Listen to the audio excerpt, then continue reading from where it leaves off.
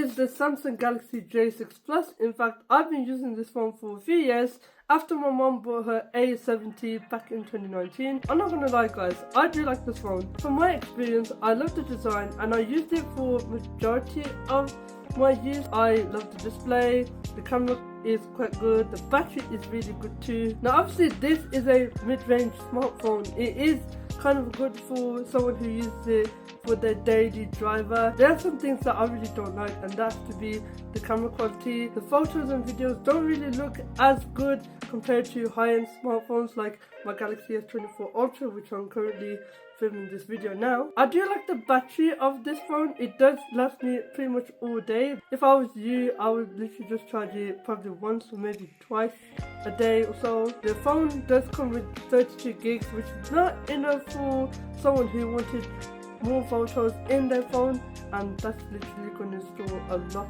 of storage unless you are using so many apps and even making videos too. It's going to take up a lot of storage, and then guess what, you have to end up buying cloud storage, something like Google Drive or something. Of course 3 gigs of RAM isn't going to be enough for the phone to handle unless it is powered by the Snapdragon processor, which did a good job but doesn't even like make it as smoother. The display on this phone is quite good in my opinion. It is the LCD display, whereas the other ones are like the AMOLED displays. It doesn't get as brighter if I'm using it outdoors or something, but with high-end smartphones I get to see the screen better, and I do like the fact it's got the HDR capability, but this one doesn't really have it. Now as because this phone is like 3 years older, it doesn't even have the capability of doing AI processing and stuff because it just can't handle it, and there are some features that are lacking compared to high-end smartphones. Plus it's running on the older Android version, which is Android 10. The other ones are running on Android 15 and upwards. They are getting more features and more security updates compared to